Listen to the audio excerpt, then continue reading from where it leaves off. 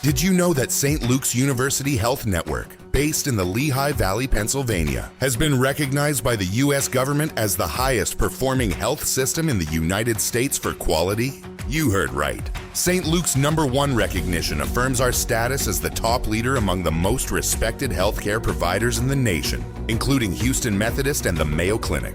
To state it simply, if you want to receive the best care when you go to a hospital, come to St. Luke's. The new LinkedIn Hiring Pro can't clone you, but it can streamline your hiring workflow. From posting jobs to shortlisting candidates to interviewing, LinkedIn Hiring Pro is the hiring partner you need, so you can focus on connecting with the right talent. In fact, small businesses report saving over 6 hours per week. So hire right the first time with LinkedIn Hiring Pro. Post a free job today at linkedin.com/quality. Last week, KT McFarland, who I respect as much as anybody, said that I should keep my eye on Spencer Pratt out in Los Angeles because he's a reality star like I was a sports guy, no political experience.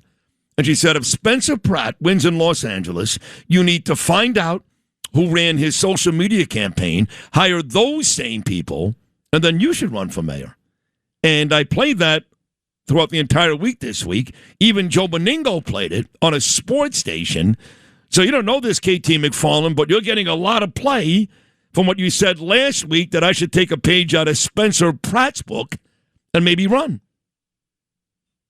I think it would be brilliant. I mean, think of who the most effective politician is in the last generation. Donald Trump.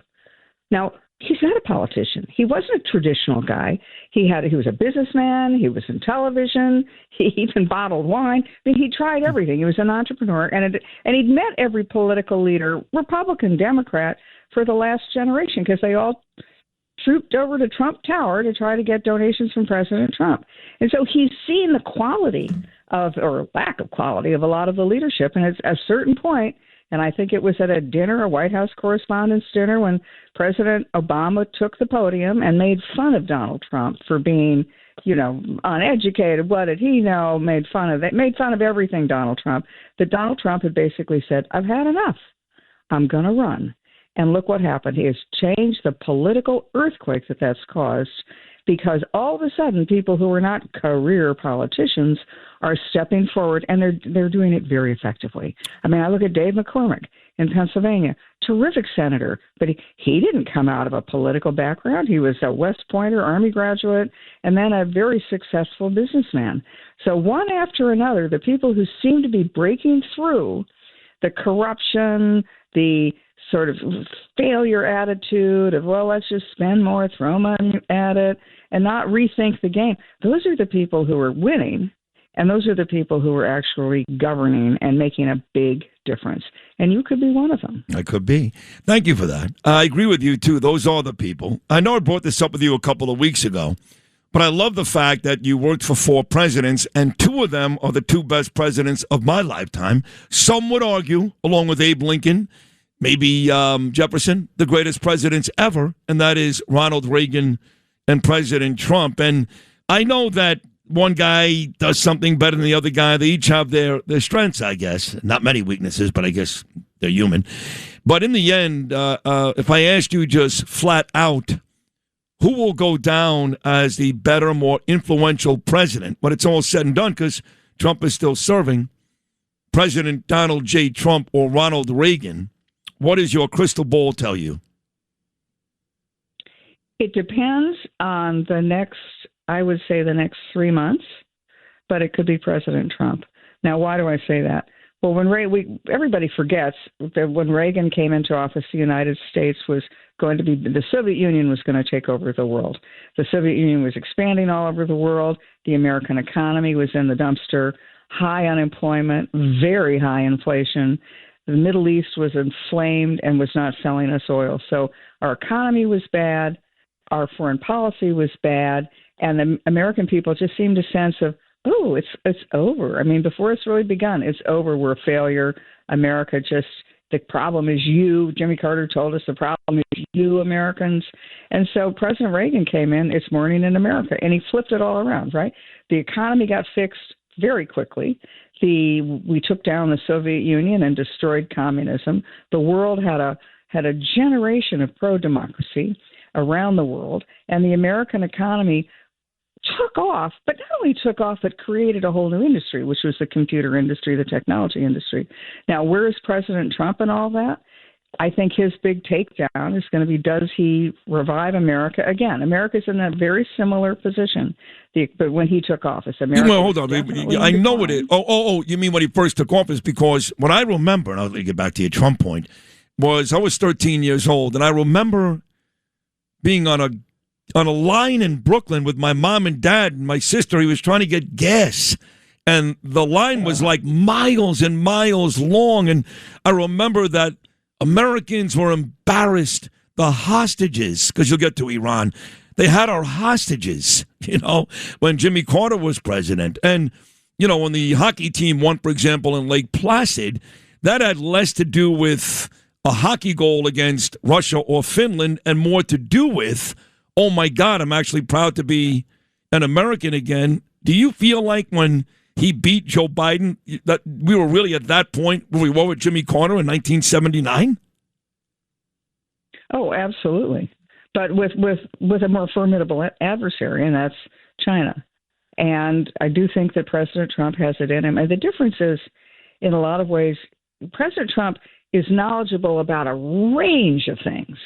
It's not just that he's really an expert on a couple of things or he really has sort of toughness in one or two different areas. Reagan was tough in a couple of areas where he would just stick with what he thought was right no matter what, and that was on taxes, the economy, communism, the Soviet Union. Trump is really good on a whole lot more things. I mean, his breadth of intellectual curiosity is extraordinary. And yet at the same time, he's still got that toughness. I mean, when he was asked about Iran, are you worried about gasoline prices and Iran using oil in the Strait of Hormuz to blackmail us? And of course, the quote that President Trump gave has been cut and diced and sliced and taken out of context. But what President Trump's meaning was, I'm not going to let these guys blackmail me or the United States over oil. So am I concerned? Well, I'm not as concerned about that as I am about Iran having nuclear weapons. And if they're willing to blackmail us with oil, think of what they will do if they have nuclear weapons.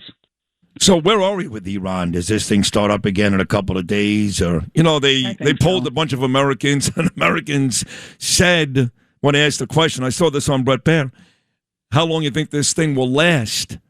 And they asked a day, they asked a couple of months, they asked a year.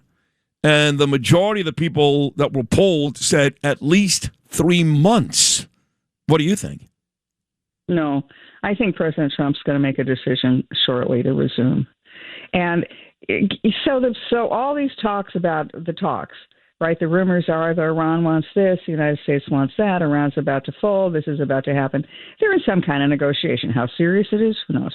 But the way President Trump, if you looked at how he's conducted himself, unlike most presidents, who will either negotiate and then you have a ceasefire while you negotiate, or you don't have a negotiation and you go to war. Trump is very good at doing both at the same time, applying the pressure at the same time. And so I wouldn't think it's out of the range of possibility for President Trump to start new hostilities in the sense of going after the remaining military targets, to eliminate. Now we've eliminated the first, second tier of leaders. Let's eliminate the third, fourth, fifth tier of leaders to finally get to somebody who wants to do a deal with us. The difference now is that the Gulf Arabs appear to be on our side. And that's important because we don't want to be in the Middle East forever having to enforce this agreement alone. We would want our neighbors and our allies in the region to do a lot of the heavy lifting for us, intelligence as well as military heavy lifting, and I think that's a good thing. But I would not be at all surprised if he resumes military action. He can't stop now. And when people say, oh, well, it's going to take 3 months, 6 months, whatever, he knows he knows he has to face the electorate in November. And he saw what happened in his first term when the Democrats took control 2 years into Trump's presidency. The rest of the presidency was impeach, accuse, charge.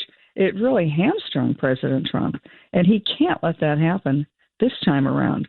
So I do think that he'll force for some kind of a conclusion. I hope he forces for some kind of a conclusion with the Iran war in the short term. In the final 60 seconds, I agree with you. I think he knows what's at stake here, and we'll see him later on this afternoon. Here in Rockland County, he'll be there to talk about the economy, but really to endorse my dear friend Mike Lawler, who's going to join us next. Mm-hmm.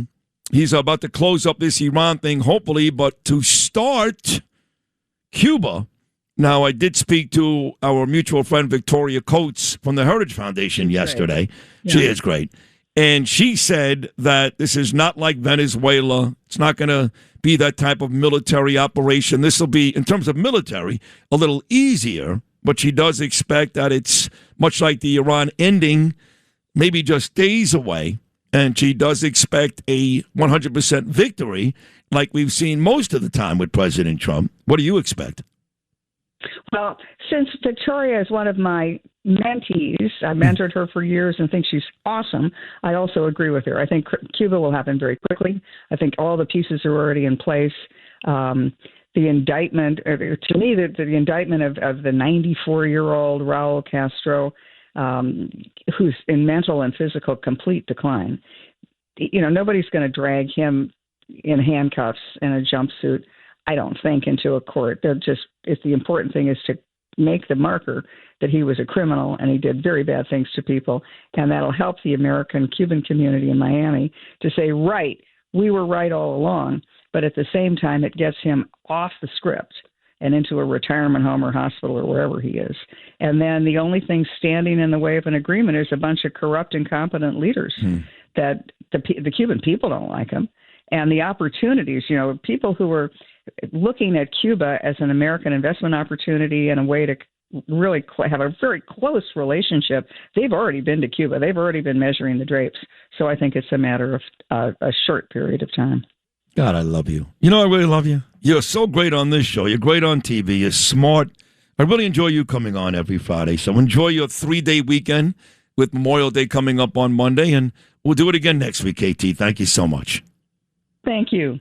All right. KT McFarland right there with us every Friday. You can catch her throughout the week on Fox News, and again, has worked for 4 presidents, including 2 pretty good ones, I'd say, Ronald Reagan and Donald J. Trump. Thanks for listening to Sid and Friends in the Morning. You can hear Sid and Friends in the Morning weekday mornings at 6. If you like the podcast, share it with your friends and listen anytime at WABCRadio.com and download the WABC Radio app. Hit that subscribe button on all major podcast platforms. Plus, follow WABC on social on Instagram, TikTok, Facebook, and X. See you next time for a new episode so you never have to wonder. What the heck is going on here?